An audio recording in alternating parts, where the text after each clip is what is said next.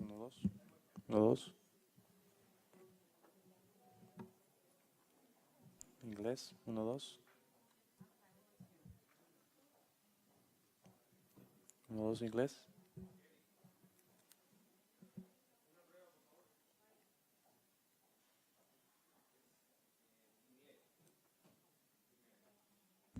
Hi, this is the English channel. Can you hear me? Good morning. Hi. Shall we do the Spanish channel now? Okay.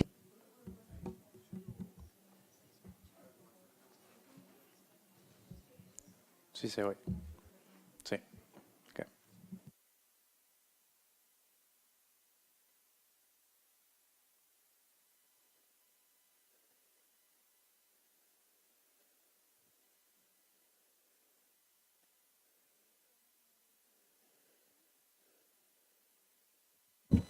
Hola, hi. This is the English channel. Can you hear me? I'm on the English channel. All good? Now, Spanish?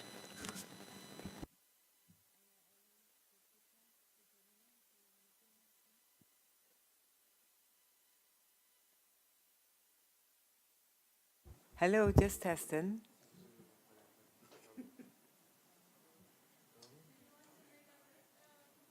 No, I'm just testing.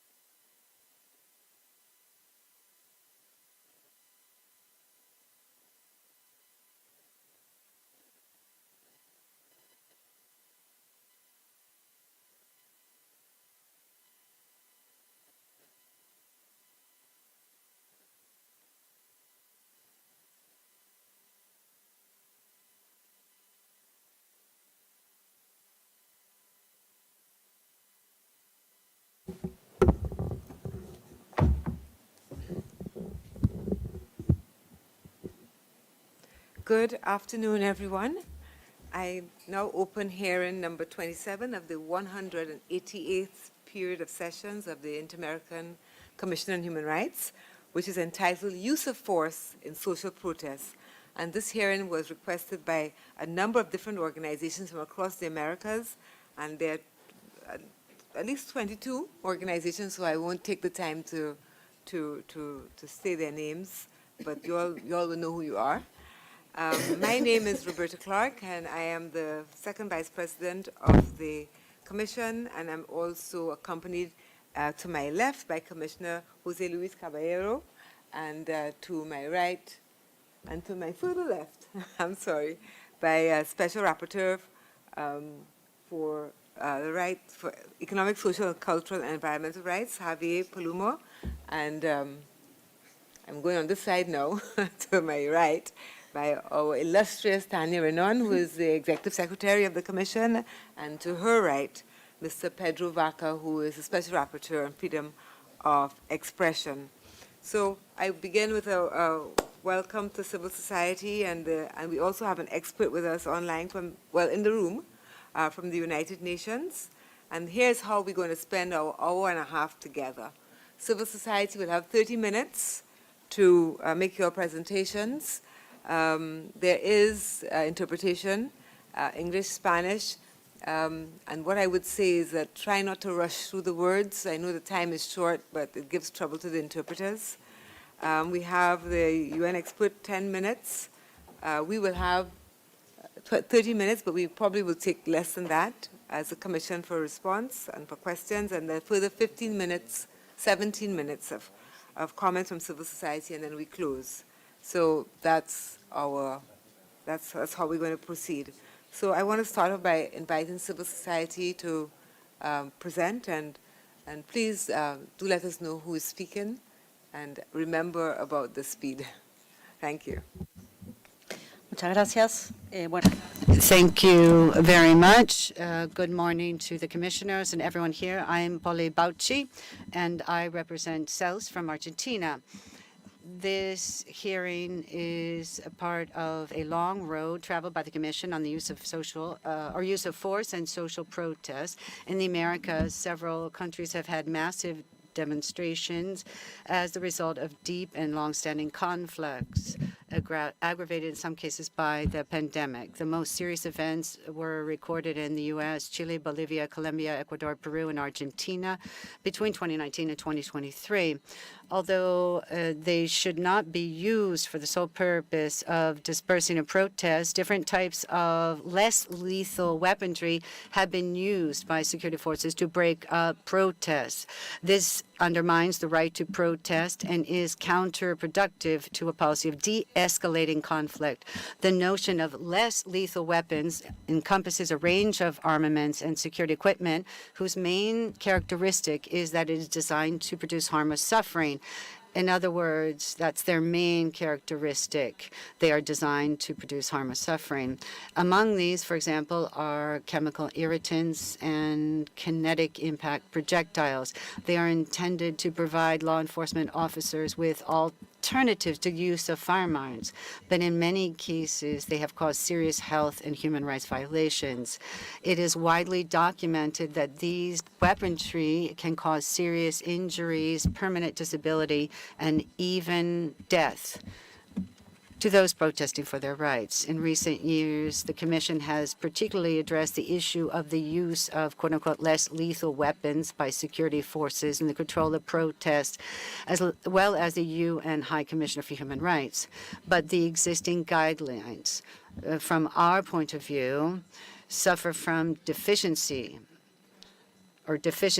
and it means we need to have more updated and comprehensive standards, not only through monitoring, but also through the case system that the Commission already has in place.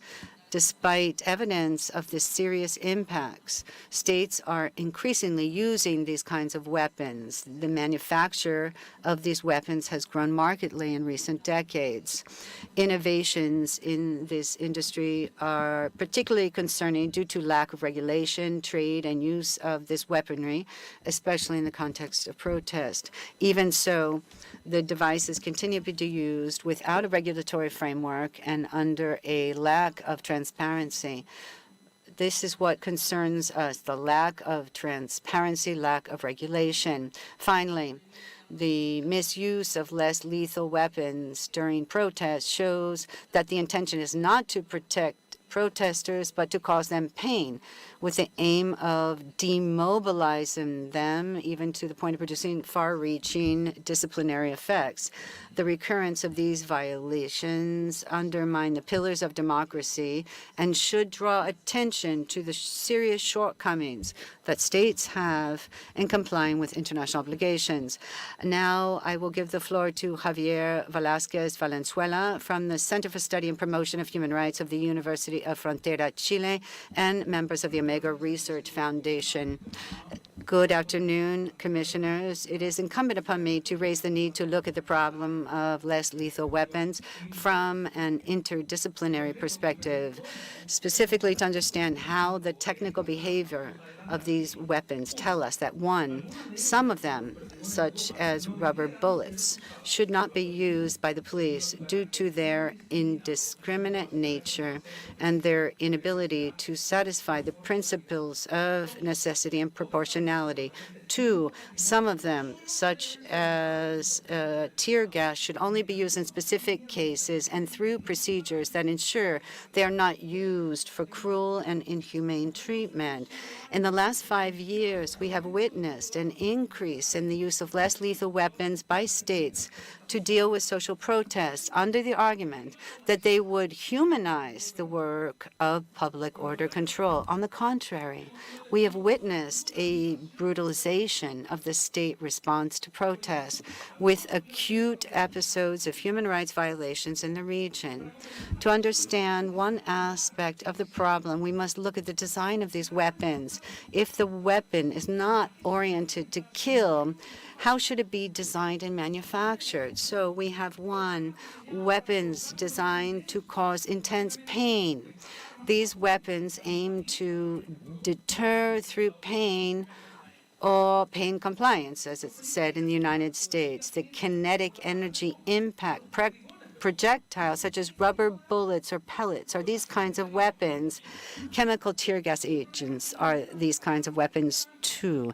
The problem is none of these weapons are completely safe. They can all be lethal, although the states say that's not true. Likewise, police officers use weapons that are intended to intentionally inflict suffering, and this makes the line between legal use and a use that may be torture or cruel is too close to call.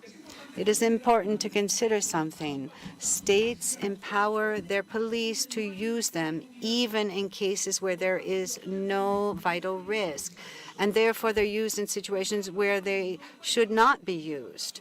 But sometimes they kill people. At the same time, some of them have indiscriminate effects, such as the rubber pellets, which have been used. This has been documented in Chile, Peru, Ecuador, or Argentina. At close range, they are lethal. And due to the dispersion of these projectiles, which are released at the same time, maybe 20, 40, their effect is indiscriminate when shooting at a group of people at any distance, and this is a technical aspect. They can cause eye trauma, and we've seen this repeatedly in all countries. The number of people who have suffered eye trauma as a result of rubber pellet ammunition is very high. In Chile, there were 460 victims in just a few months, and many of them were blinded permanently. We also see tear gas canisters fired at the bodies of demonstrators, or the use of bean bags fired at people's heads. In Chile, Fabiola Campigliali, Natalia Aravena, Rodrigo Lagarini suffered different kinds of eye mutilation as a result of tear gas fired in their faces. In Ecuador, Byron Guatatuca died because of this. Ms. Alicia Tapoy, his wife, is today with us here and will speak about his case. In Colombia, Leslie Garcia was hit in the face with tear gas. She lost her teeth and suffered serious injury. We could mention more victims, but what I want to say is there is a pattern. The pattern is in the use of the same type and family of weapons, pattern of use of weapons that should be prohibited because of their indiscriminate effects, such as rubber pellets, pattern of use of weapons that may be lawful but are consistently used illegally. However, states, after all of these events which we have documented and on-site visits from the Commission, have not taken measures to exercise better control. There is no accountability. Investigations are not moving forward, and impunity has prevailed, in addition to the fact that these weapons are used because it's impossible to trace the projectiles. Recently, the UN rapporteur on torture has recently stated that rubber pellets should be banned as weapons because of their indiscriminate effects. Their use would contravene the Convention Against Torture. At the same time, she warns of the need to prevent other less lethal weapons from being used because they are torture or cruel. Other human rights commissions in Europe and Africa have been developing standards, and we see there is a vacuum, a gap in our region, and this needs to be covered.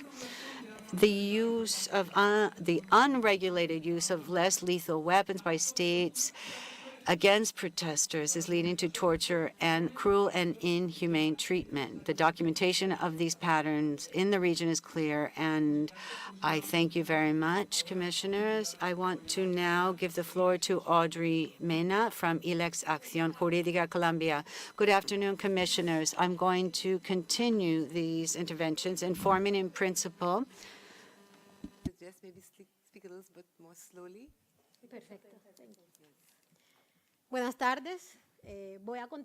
Good afternoon. I'm going to continue these interventions, talking about how, in principle, how the excessive use of force by law enforcement officers has differential impacts on certain groups that have been historically discriminated against because the actions of the public forces are motivated by prejudices that generate practices such as criminalization and profiling, in which, without objective criteria, people are considered suspicious and must be controlled. In the region, discriminatory tendencies have become evident, in which the responses to protests have become even more repressive when Afro-descendant, indigenous, and peasant populations are involved.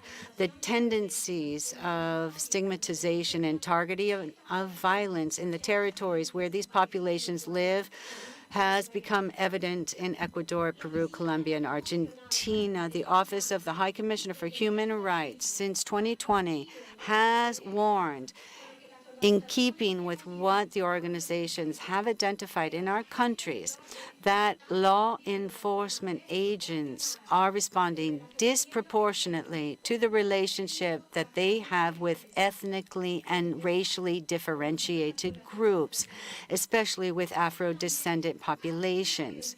This has also been evidenced by the UN expert mechanism to promote justice and racial equality in law enforcement,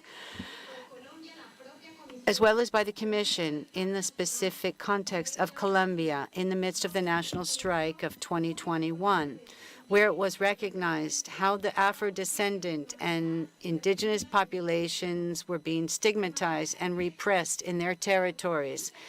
Specifically, it reported 15 cases of gender-based violence against Afro-descendant women, 26 forced disappearances, and 36 murders. These dynamics of excessive use of force by law enforcement have been expressed in the use of less lethal weapons that have direct impact on the human rights of these populations. An example of this is the increased use of kinetic energy projectiles in the framework of protests that have generated multiple eye injuries, such as in Chile. This episode underscored how law enforcement in Chile used dense rubber batons, rounds that were fired in dozens from a single projectile. We've seen this trend in Colombia, and up to 2023, there have been 169 cases of eye trauma in our country. On top of this, we must highlight the unfortunate situation in Peru, where the use of these projectiles injured in 2016 the student David Rivas, and in 2020 injured 2 young people. Less lethal weapons have been used disproportionately by law enforcement. This disproportionate use has resulted in damage to people's physical integrity and unnecessary suffering that can be considered torture and inhumane treatment. Less lethal weapons, as has happened in multiple scenarios, end up subjecting people to inhumane conditions in the short and long term. This is aggravated in the absence of timely attention or medical attention in the midst of protests. This has occurred in Colombia and this year in Jujuy, Argentina, where Mijael Lamas, a 17-year-old, lost his right eye, and 2 other people were injured by rubber bullets, and others were injured but could not be treated at the protest. Finally, we must highlight that this use of less lethal weapons has claimed children and adolescents as victims. For example, in Brazil, a child lost his eye while working with his family in Macapá, the capital of the state of Paraná. The effects of the indiscriminate use of these kinds of weapons have not only been marked by injuries, but also by homicides, which is one of the most serious consequences of this phenomenon. In Colombia, in the midst of the national strike, of the 40 homicides committed by the police, at least 11 were perpetrated with the use of less lethal weapons. An emblematic case was the death of Dylan Cruz, an 18-year-old who, in the midst of protests in November 2019, died after being hit by a projectile from an agent of the state.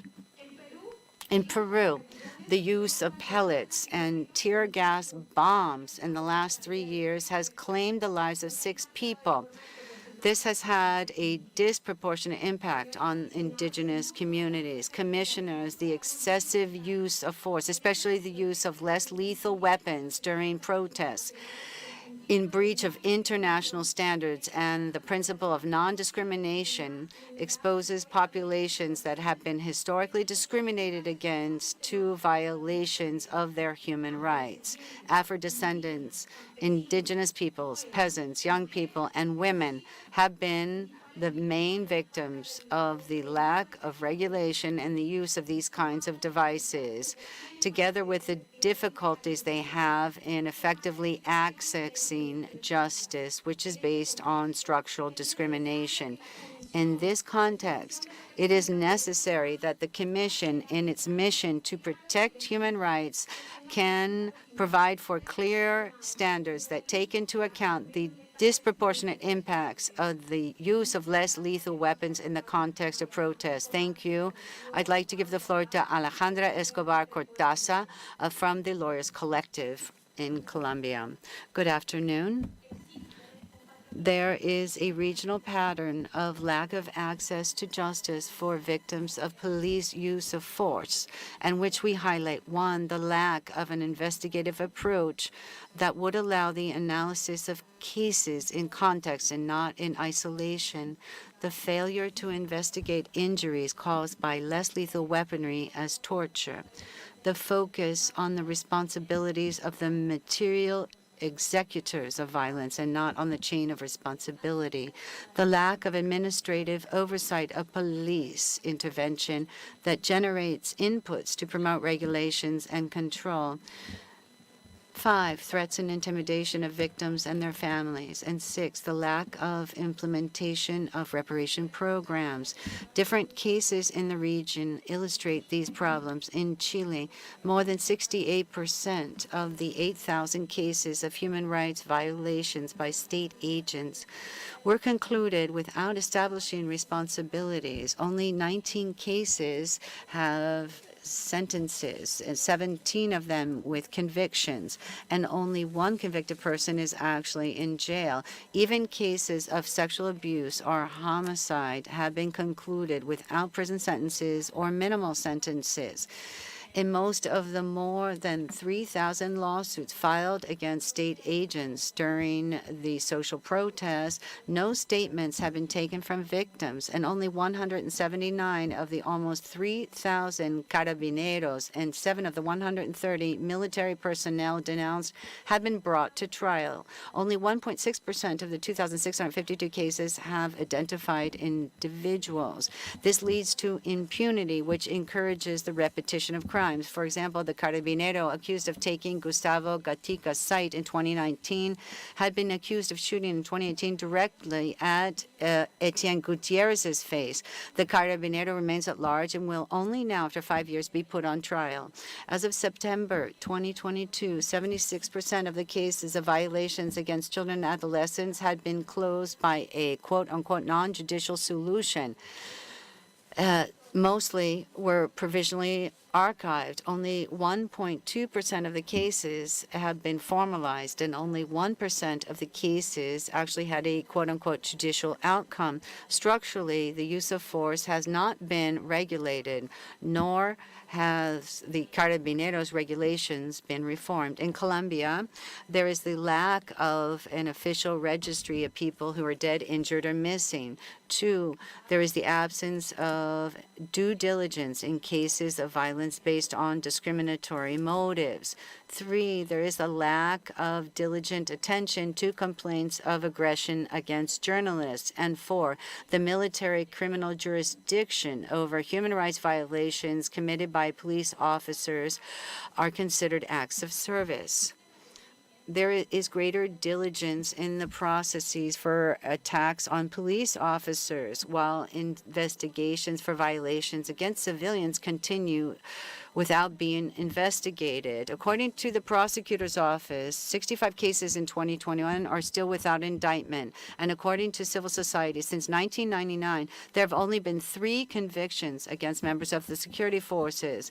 Given the systematic nature of the violence, and in order to make progress in establishing responsibilities, human rights organizations have unsuccessfully requested that the facts be investigated jointly, and that the prosecutor's office and the Attorney General's office commit to carrying out investigations, because they only do this in cases of homicide. In Argentina, 20 demonstrators were arbitrarily detained during the first International Women's Strike, some by unidentified police officers, and some were subjected to discriminatory searches. The criminal investigation into these events is ongoing, and as recently as September 2023, 15 officials were summoned to testify.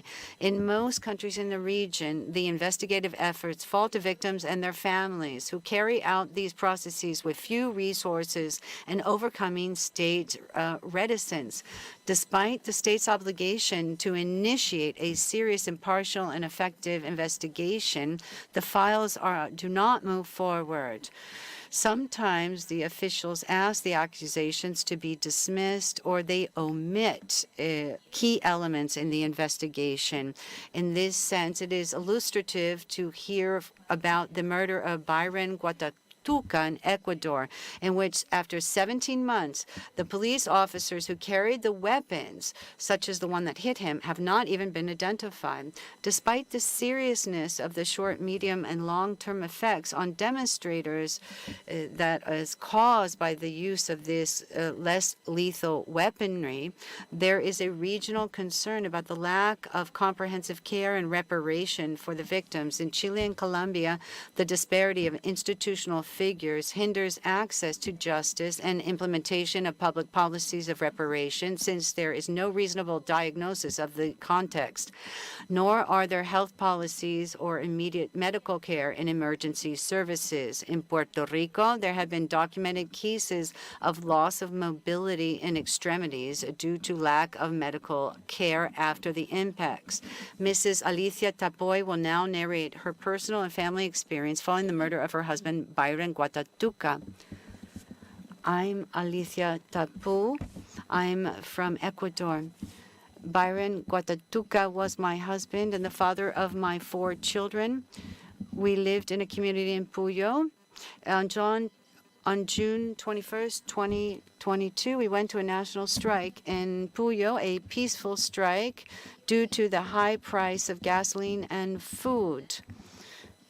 We are from a community which is very small, it's very poor. This is where we live. My husband was a hard-working man, a peaceful man. He was the leader of my small community where we live, and we went out to protest because of the high prices of gasoline and food. This really affects us because we are poor.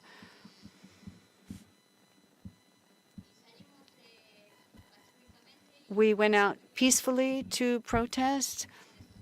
There were many people, and the police tried to make us leave, even though we were peacefully protesting. They killed people. They killed my husband. This has affected me, affected my community. The prosecutor's office does nothing. And I will continue to fight for justice. I believe that the government should make reparations to me and my family. I need to move ahead with my family. I have 4 boys. They are in school. Our dream was to buy a house in Puyo. I've been left with nothing.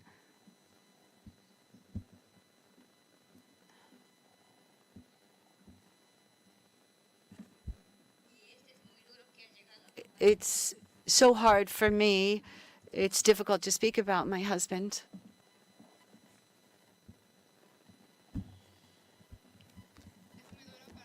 It's very difficult for Alicia to speak about this. I am her attorney. I will read what we prepared. This affected my family a great deal, and my 4 boys. He was the breadwinner. It affected the community because he was a leader of the community, and people followed him. He was a strong man. He always wanted to go to the protest if it affected us. We had many dreams to have a house in the community, have our 4 boys go to university, to buy land in Puyo. My children cannot study now. My husband was the breadwinner, and I cannot find a job because I'm a woman. I am Quechua, and my house is not finished. I could not pay for the land.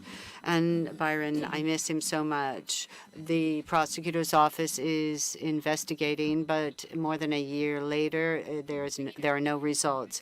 I will continue to fight until there is justice. The government is responsible. They need to make reparations to me and my family for the death of my husband.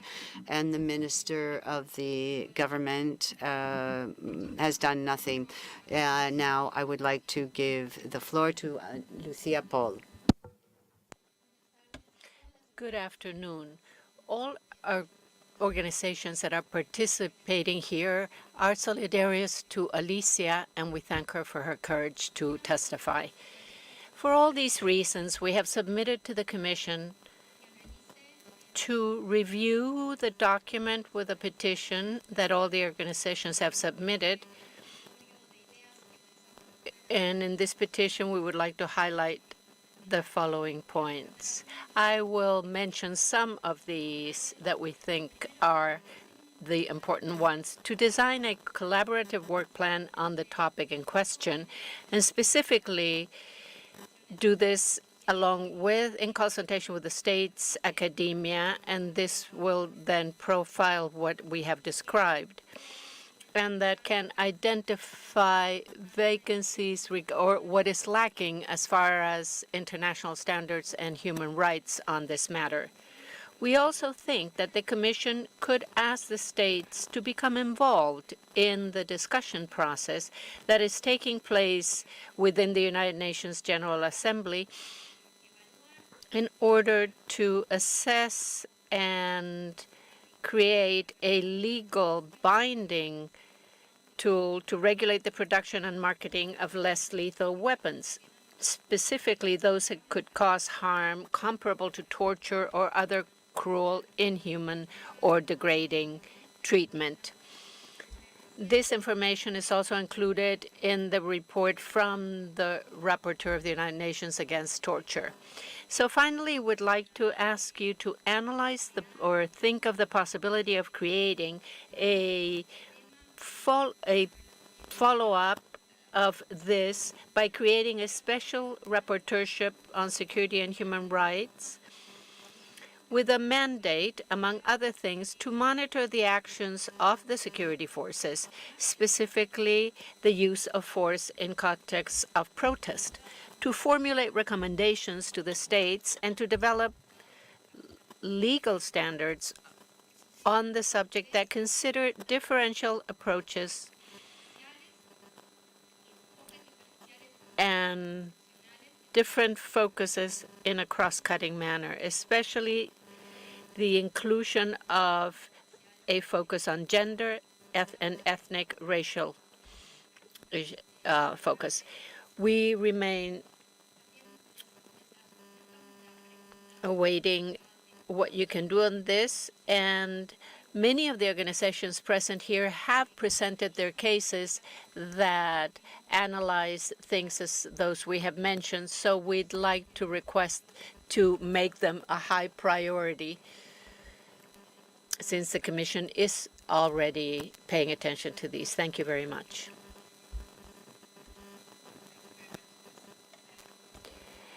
Okay, you did have some time, so we'll remember that. I turn over to you, representative of the Office of the High Commissioner for Human Rights. Muy buenas tardes a todas, a todos, y muchas gracias, Alicia. Good afternoon to everyone. Thank you for your presentation.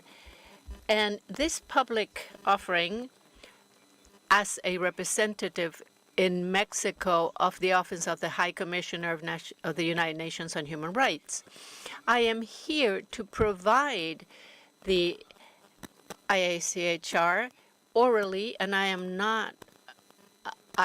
not promised anything, but the United Nations for Human Rights in Latin America is what I am dedicating this to. So nothing that I say should be taken as a renouncement of what the United Nations is doing according to the Convention of 1990. The Human Rights Committee of the United Nations has pointed that the basic focus of the all police and enforcement agencies should be done peacefully and to only reestablish public order. Any time this is seen, it is not a privilege, it is exercising a right. Human rights in the region, the United Nations has observed that things are repeated, actions are repeated on behalf or committed by the law enforcement agents that restrict the right to a peaceful demonstration or protest. And so we're trying to take action to face these situations. The protocols that regulate the use of force are not complying with minimum standards on the issue and legal principles of need, safety, and proportionate use of force. In Colombia and Peru, the national police initiated a process to adopt new regulations about what the public forces would do when they intervene. And this, along with civil society, the protocols of these less lethal weapons. Secondly, the regulatory framework of rights to protest in many countries of the region facilitate the undue use of force and this is before, during, and after. And this then inhibits and makes the protest into a crime. The recent law in Ecuador that was elaborated with the help of the United Nations that regulates the use of force and establishes how the law enforcement officers have to acknowledge the right to peacefully protest. The lack of theoretical knowledge and operational knowledge on facilitating these type of meetings. And our office in Mexico and the Department of Government contributes to say that the concept of violence is attributed only to those people that commit these actions, not all of them. Therefore, the law enforcement agencies are supposed to identify when there is violence happening.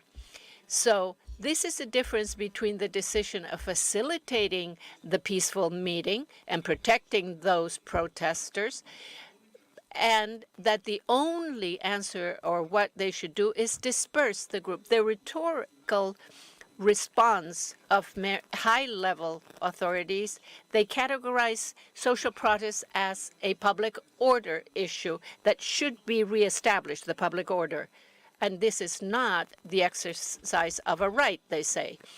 So weapons, including these considered less lethal, have had as a consequence violations of human rights of the protesters, passers-by, people who comply with human rights, journalists, and others. Our office is concerned with the normalization of the use of chemical irritants and the systematic use of pellets and other type of ammunition. In some areas of the region, there have been deaths and these eye trauma because of the use of them. This is not adequate to facilitate a demonstration. First, because in a short distance, they are possibly lethal or potentially lethal, and in a further distance, they are not precise. So I underline all weapons, ammunition that is less lethal, that is not used in accordance with international standards, can cause death. This implies that the rhetoric in many countries has to be changed because they are labeled as non-lethal weapons, and it makes the security agents believe that they are okay to use. Sixth, our office has also documented arbitrary use against certain groups and some that are more vulnerable or marginalized. And these are indigenous populations, feminist movements, migrants, refugees, and others. 7, one trend that we have been following in the region in the last few years is how the armed forces are intervening in the public order situations. I will remind you of what the Committee of Human Rights said, that you should not use military personnel to conduct this public order function. But if they are there to support, they must be trained adequately on human rights, and they must comply with the same rules that the people that have to enact than the forces of order, the police. So the Inter-American Court established this in the case of Alvarado Espinosa in Mexico. So to conclude, please let me say that it is important to have accountability in all the states, and they must comply with their international commitments. And this should be by all police in a democratic state and as a mechanism to strengthen institutions. In this sense, we think it is urgent to implement accountability mechanisms everywhere in the administrative, legal, judicial, and legislative areas, executive, and to be impartial. This must include the chain of command and the political authorities in charge. Our office is available to continue cooperating in implementing these legal measures that will guarantee the peaceful demonstrations and meetings. Thank you. Commission team for any questions, comments, responses, and I will start with Commissioner José Luis Caballero. Muchas gracias. Buenas tardes. Thank you very much. Good afternoon. I greet the President, Robert Clark, the rapporteurs. Thank you very much. And I greet the civil society that is here this afternoon. Thank you very much for what you have said. I have a comment, and I'd like some feedback. And I also have one question for the specialist. My comment has to do with contextualizing. I would like to isolate social protest from the security or safety of these people, because social protest in those societies that are escalating the use of public forces, and somebody said it, adding the armed forces to it, I think that this type of discussion also has to do with how the state is responding to weapons trafficking and the employment of use of force that is not adequate.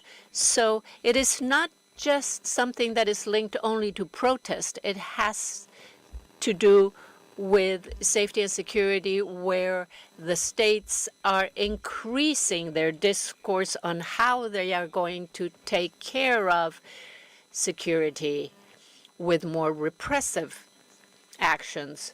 So I think we should note this, especially within the context of social protest as a basic right in a democratic state, and as the rapporteurship said in their report of 2019. That's why I'm greeting everybody here in this hearing.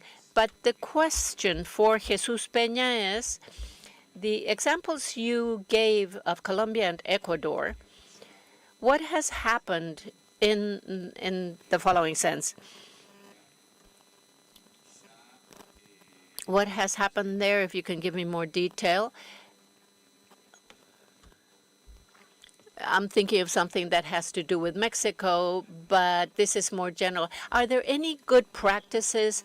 Because I understand that in some states or maybe some states in the country have good practices. What would you call, in Mexico City, what would you call good practices? And also to point out that strengthening institutions is very important. I was thinking, who's going to take care of this compliance when there are demonstrations? We must point out that we need to defend human rights at a regional level. We should have organizations that do this, and these entities should exist, ombudspeople, for that purpose. That is all I have to say. Thank you very much. Thank you very much. And I now turn to Special Rapporteur Pelumo. Muchas gracias a las organizaciones. Thank you very much, President, firstly, and everybody here at the table. Commissioner Ronaldo, Jose Luis, Tanya, the Executive Secretariat, and the Special Rapporteur for Freedom of Expression. I will try to be very brief because there are several of ours that are sharing this table, and we will probably all say something which generates a certain expectation about how we manage the time. I believe that the use of force in these protests is very important for Redesca because the social protests are the way that populations try to vindicate their rights in one way or another. As Alicia, I thank you very much for being here at this hearing and in a protest linked to the theme of this rapporteurship is what led to the situation of what happened to your husband, such a difficult situation that Alicia is living through. And within contexts where use of force is disproportionate and arbitrary, from the point of view of Redesca, not only are the rights of freedom of expression at play, but socio-economic, environmental, and the right to work, the right to be fed, the right to education, and a healthy environment. Because all of this impedes peaceful demonstrations. And in many cases, it has, as the result of them, to dissuade participation on public policy from the point of view of human rights in public policy, so that these be demonstrations and meetings that are open and participative. I have one question. Have you noted, what have you seen that the use of force in these types of weapons that you specifically mentioned, how do you see that they have affected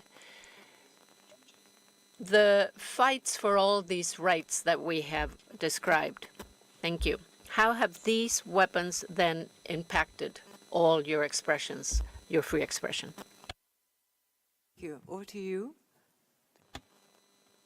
Thank you, Commissioner Clark. Good afternoon, and good afternoon to all people from civil society. And thank you very much for being here, because each one of you has documented at least 11 years of CELS has a text from 2016, Amnesty International speaking for about 15 years of weapons, of non-lethal weapon use. So all of you have much experience. I'd like to comment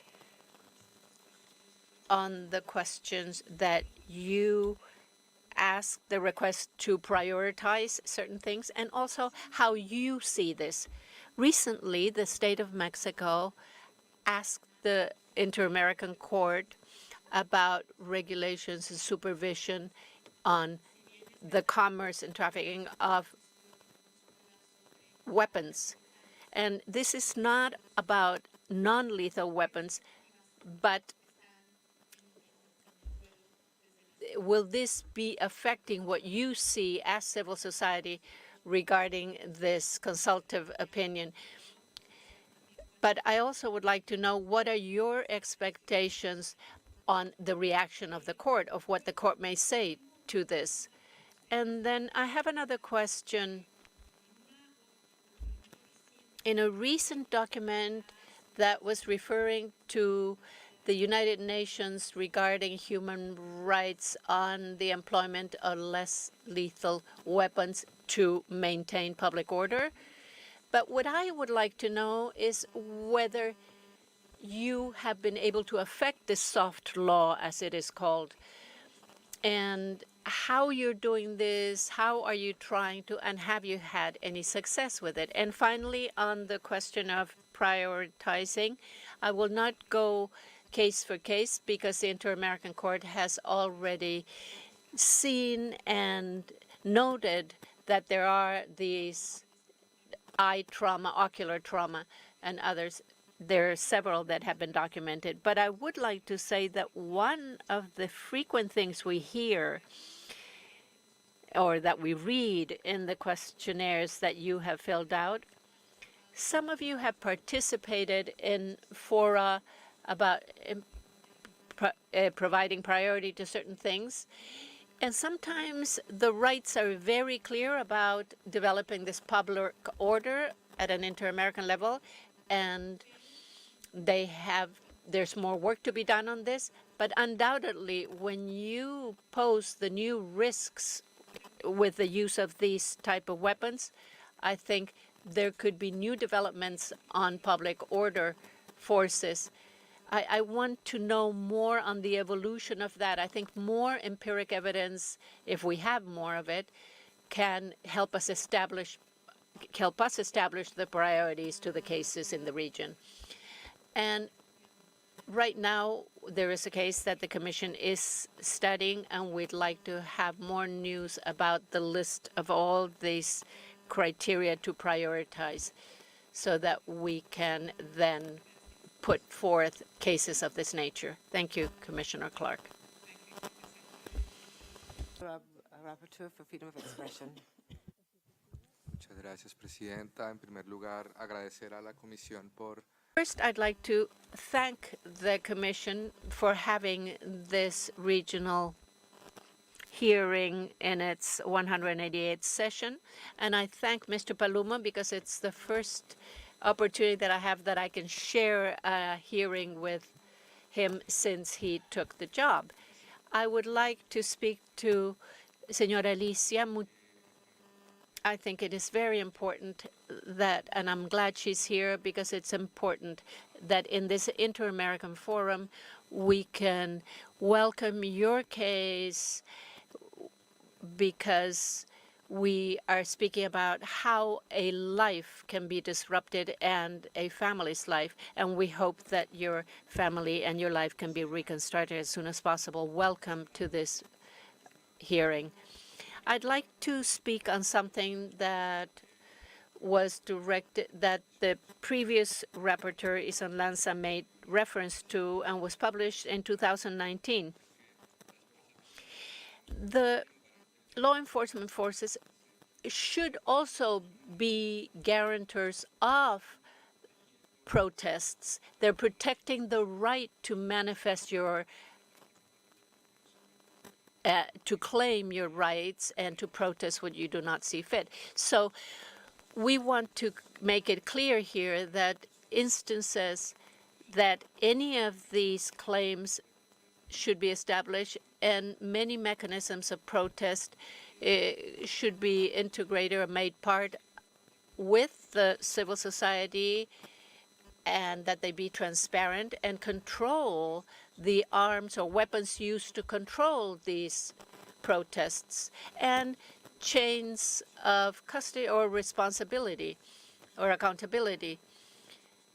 And reports post-incidents should also be done. I'd like to also comment on what was mentioned in the mandate that was provided to me by the Commission. This requires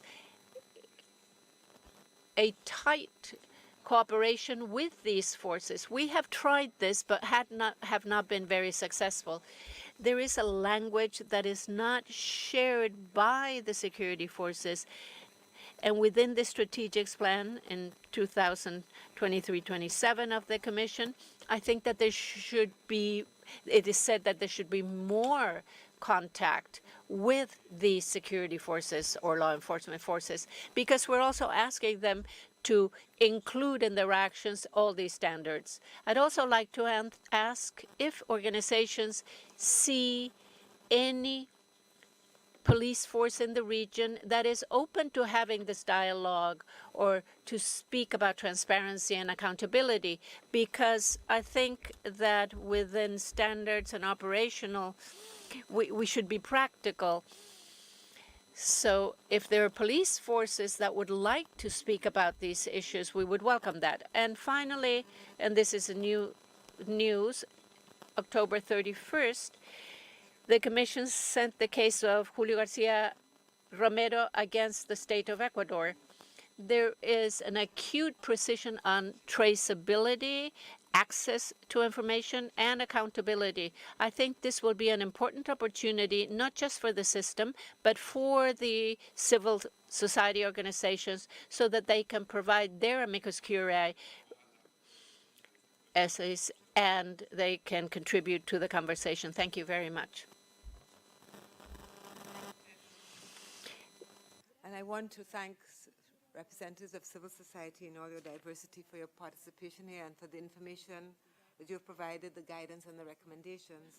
And I especially want to recognize Senora Alicia for your testimony here. And we lament with you the death of your husband in the context of protests where he's calling for better quality of life for himself and his community and exercising his freedom of expression, but met his death there. And I also want to note that 1 year later, you say that there's been no accounting for how your husband died, and no one has been held responsible for that. I heard so many things that I want to respond to, but I won't now. But to say, I'm not sure which one of you spoke about it, that protests are now seen as a public order issue rather than an issue of democracy. And I think that, that's the profound thing. When we're articulating and demanding human rights, we are facing power dynamics because the status quo is going to respond to the demand for rights. And I think that's important. I'm not saying anything that we don't know, but I think it's important to keep on top of mind when we think about the recommendations, because we're talking about increasing the understanding of law enforcement, for example, working with the military so they understand the parameters of their responsibilities and their obligations. But the deployment of law enforcement and military, this is deployment in a political context for it could be for a security agenda, but it could be for other kinds of agendas, right, to contain and to restrict opposition. So I think we have to be thinking about the broader context within which we're thinking about how do we strengthen the standards around social protests. And Luciana, I think you made 3 recommendations in your last one. Yes, and your last one, or maybe the first one, was about strengthening those standards. You're calling on the Commission to work along with the UN in strengthening standards. And I was wondering, because you all have thought so much about that, what aspects of the standards do you think demand the most immediate attention? Thank you very much. And now you all have, I think it's, I'm going to get my notes. 20 minutes, yeah, no, 20 minutes. 17 minutes, sorry. But I think that we didn't use all our minutes, so you actually have maybe 20 minutes to respond. Thank you very much. Muchísimas gracias. Mi nombre es Jessica Ramírez de... Thank you very much. I am Jessica Ramirez from CIDH. We thank you very much for your questions, your ponderations and thoughts with this very concerning occurrence in the region. I will refer specifically to the question of the Secretary about our expectation. Specifically regarding this advisory opinion that was mentioned, CIDH and Omega Research Foundation and all my colleagues that are here, we did present an amicus curiae to the Inter-American Court requesting them to analyze and study, assess the use of these less lethal weapons. We think it's a unique opportunity for the court to develop standards that are lacking in the region. Even though the use of less lethal weapons is deriving into acts of torture, this is an opportunity to develop inter-American standards for those who have not used these weapons within the framework established. So I'm saying once again, there is an opportunity to develop standards, and it contrasts with a universal world trend to use these weapons within and take it into account within the prevention of torture. I will speak about things that show a trend in international area and when we're talking about torture. The European Union and the universal human rights system have clear guidelines about the trade and use of these arms, which can be used for torture, and demand that states control trade and police units that use these or misuse these and cause cruel and inhumane treatment. And the UN General Assembly is working on a universal regulation to control this kind of trade and their misuse. And there are several aspects. One, trade, the buying, purchasing, selling, and also the use. Furthermore, as mentioned by Javier, the current rapporteur on torture just presented a report with respect to the scope of this kind of equipment for security forces from the perspective of preventing torture. With all of these developments at an international level and regionally speaking, progressively there has been recognition there are two kinds of less lethal arms used by law enforcement when there are protests. There are intrinsically cruel and inhumane weapons. And so they should be prohibited because this flies in the face of the prevention of torture. These weapons must be prohibited. They should not be produced or traded. There are other kinds of weapons which may have a legitimate use in public order activities, but frequently are used to inflict cruel treatment or to torture. These weapons, which can have a legitimate use, should be strictly controlled with respect to their production, trade, and use. So at an international level, we can differentiate these two kinds of weapons.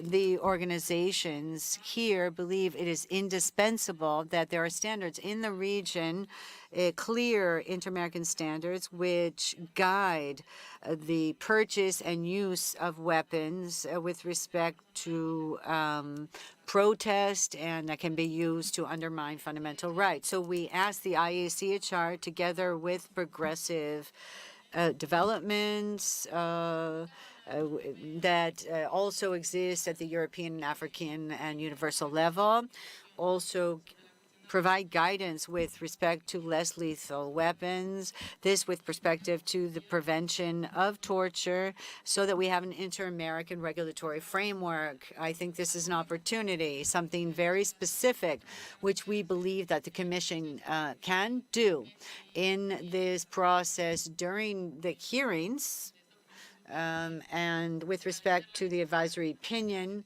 also strengthen this ask that these less lethal weapons be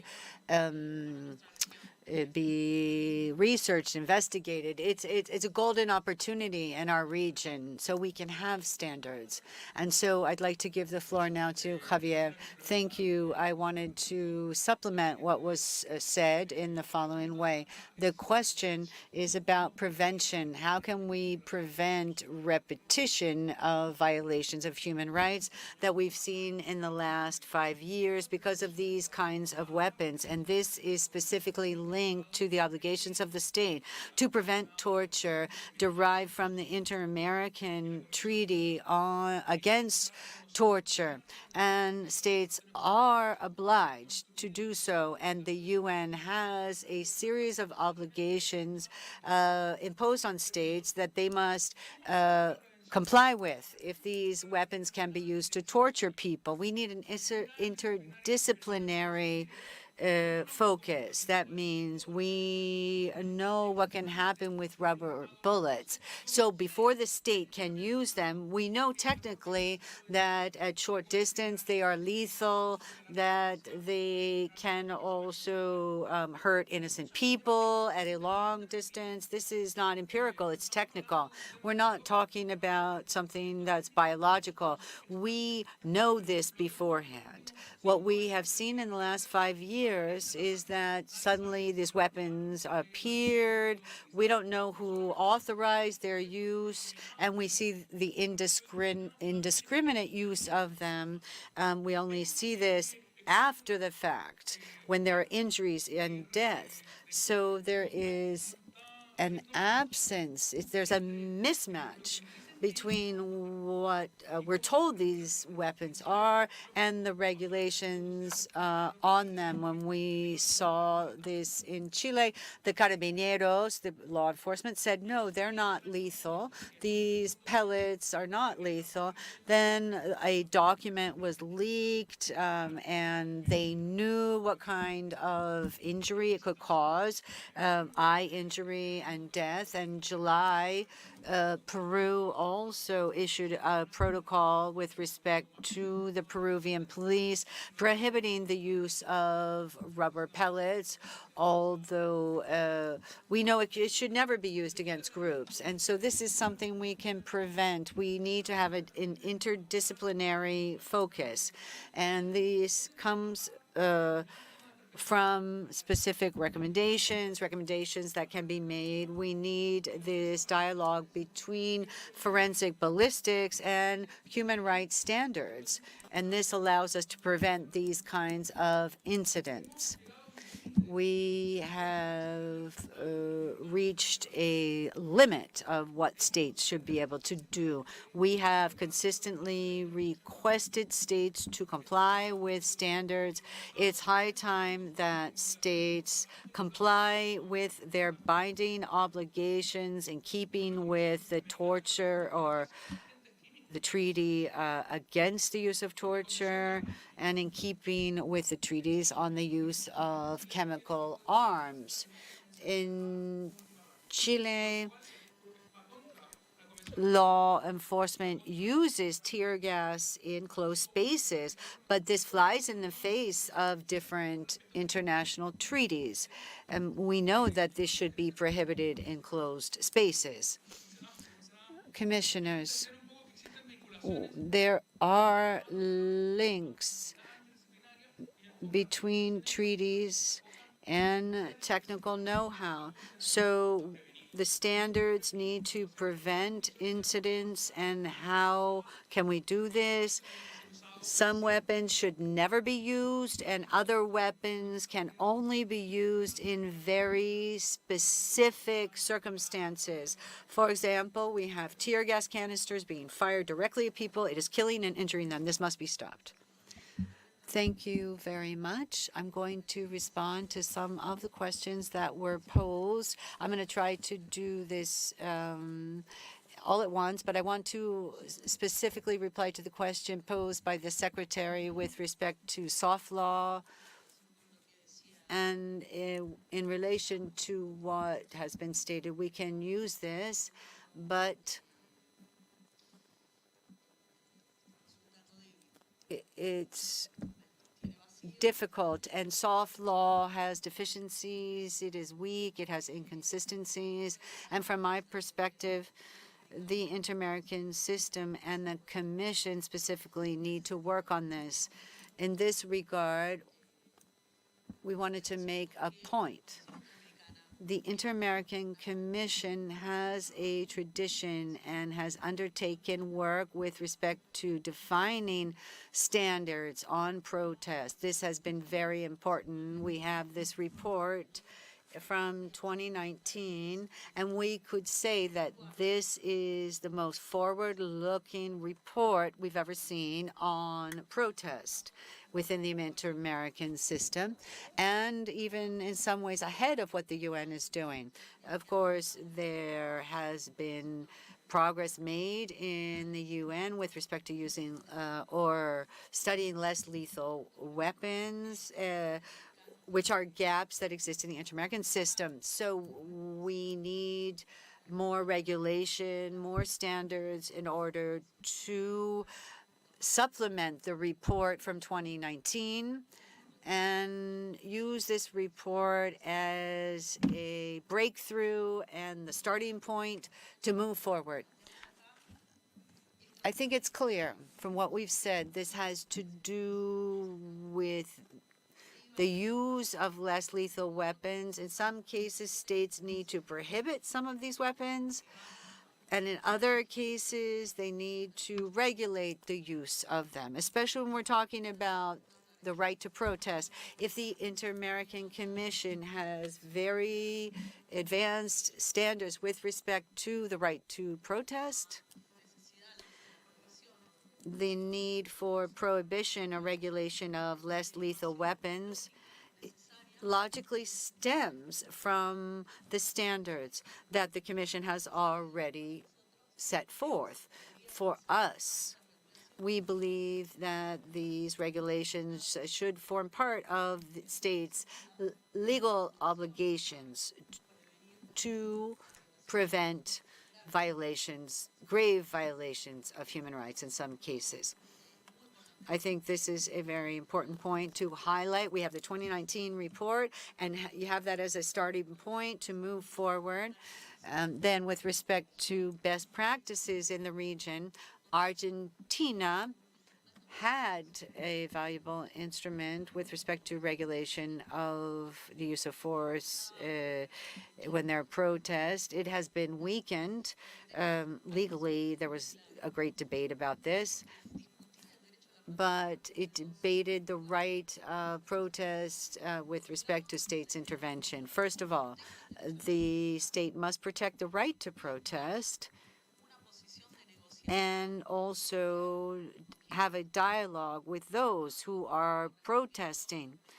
Just responding to the Región rapporteur. If you see a protest as people asserting their rights, their environmental, social, cultural, and economic rights, the state needs to have a conversation, a dialogue with those who are protesting. And their first reaction, their gut reaction, should not be to disperse people. And there are best practices in that sense. And so it's important that the Región rapporteur look at this, because this is central for protecting social rights. Then there is the discussion between the link between security, democracy, and the right to protest. And the other commissioners touched on this. In that sense, we need to have regulations on police and law enforcement actions and exchanges not only with the police but with civilian authorities, because they actually set forth policies. So we need to have the two sides of this, a two-pronged approach. Good afternoon to everyone here. I am Camilo Mendoza. I am from Colombia, and I wanted to respond to the question of how less lethal weapons have had an impact on different rights in Colombia, and with respect to the eye trauma that we saw in 2021 when there was a national strike. We published a report in 2021. It was called Eye Trauma in the Strikes of 2021. We documented how these traumas have affected people's lives in different ways. For example, to access health services initially, we have stigmatization and protest. There is a rejection by healthcare providers to actually provide medical treatment, because those who are protesting are stigmatized. And in many cases, they get no medical attention because of this. And this is after the fact also, not just during the protest. For example, to have prostheses or there are many barriers and obstacles to assert one's right to health, also to have access to employment and educational opportunities. We have spoke with victims, and it turns out it's been very difficult for them. What is more,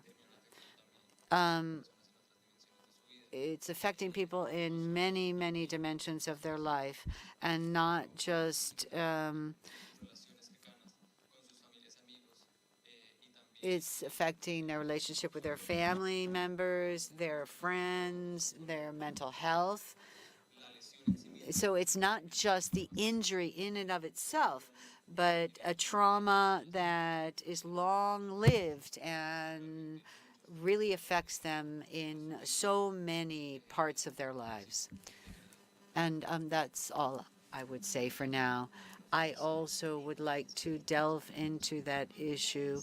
We're talking about inequality. These are contexts that we have great needs, great ESCE rights needs. When we talk about Buenaventura in Colombia, where we have an ethnic group, Afro-descendants, who are demanding their rights, and they are brutally repressed by the security forces. And we are talking about structural racism that goes on, and the claims and the demands for their rights. Even now in 2023, those people's rights have not been fulfilled. They're not just physical violations. We have territories where there are limitations with respect to exercising their freedoms. We have a regression of ESCE rights, and the racism has no end. I also wanted to address the questions that were posed by the commissioners with respect to the UN guidelines. Before they were drafted, and many of their organizations here collaborated and have been involved in preparing these guidelines. Before that, there was nothing with respect to specific analysis of the need to adopt or use these weapons and what their impact is on human rights. And we welcome these initial efforts to do this. There are also regional actions, and we need to delve into those. Recently, we have seen the discriminatory use of force in Peru, in Colombia, in Chile, and Ecuador. The notion of intersectionality and the impact of these weapons on people's health, which are differentiated when we're talking about a child or an elderly person or a disabled person. And as Commissioner Clark asked about, I do think intersectionality is important because many people are more affected than others, and this stymies people's access to rights, economic, social, cultural, and environmental rights, and other rights. The other reflection I'd like to make with respect to the standards that need to be developed now, in the UN guidelines, it was recognized that the trade and production of these weapons were not under current regulations. We should not forget this is an expanding market. Increasingly, there are more weapons of this kind. Technology is being introduced. And for example, the technology is allowing these arms to be even worse. For example, like so pepper spray itches longer or hurts longer. And these are used internationally. In our region, we have some producers, but we import weapons from other regions since intrinsically this is an international matter and these weapons are not covered by regulations or treaties. We believe there must be a specific instrument developed to control the trade, production, and use of these kinds of weapons. And this can lead to more transparency, what weapons are purchased, for what aims, for what ends, and so that we can cut off trade or have embargoes if we have evidence that these weapons are being used as a form of torture or if they are being abused. Because this is documented in some of our countries, and this is very recent. And with that, I conclude. And if there are any further questions, we would be glad to answer them. Thank you very much. I do believe we have a question for the UN representative. Muchas gracias. Thank you very much. Congratulations on this hearing. I think that the richness of the interventions from civil society show the importance of the issue and the aspects, the different aspects that need to be addressed. So congratulations. Commissioner Caballero, thank you for bringing up the issue of best practices. There are many challenges before us, but I do think that we have had some progress. And I heard the mention of Mexico City. There are several elements in Mexico. Several states have protocols on the use of force, but focusing on Mexico City, which is a city where there are many, many protests. There are more protests there than in many other cities. I would highlight something. They have been arena for dialogue with civil society, not only to prevent violations, but also to address violations when they have occurred. There is an integral human rights system that exists. It monitors violations and these contexts of protest. We have the mechanism for protection in Mexico City, and we have the Human Rights Committee of Mexico intervening, and civil society is also involved, and I want to mention that. We have Marabunta, for example. This is an organization that is specialized in monitoring and intervening directly. And something that may be less well known, and it's very important, is that the dialogue between Marabunta and the security forces before the protest and after the protest as well. There is another organization, another platform of organization, the Frente por la Libertad de Expresión y Protesta, and they address the right to protest that goes beyond just our norms, and this is very valuable. And from the government side, and together with the High Commissioner for the Right to Protest, we have reports published by the Secretariat of Government, and I think that's very important because we have said that we need to distinguish between violent protest, quote unquote, and people who are violent in a protest. So the Citizen Promotion and Protection Unit have published protocols, and they have said that people are free to protest and that force should not be used against peaceful protesters. And the fact that this comes from the Secretariat of Security, a unit of the Secretariat of Security. This is very important because the idea is that we need to protect people, and they also have special protocols for the elderly, children, those who are disabled.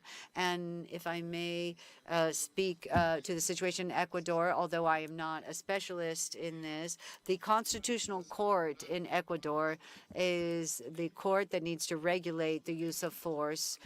There is a law with respect to the use of force, and it talks about how the use of force should be how the law enforcement should act at these protests. We think that this law could be a model for other countries. And our office in Chile has been supporting some training programs. In Colombia, there are several representatives of Colombia here.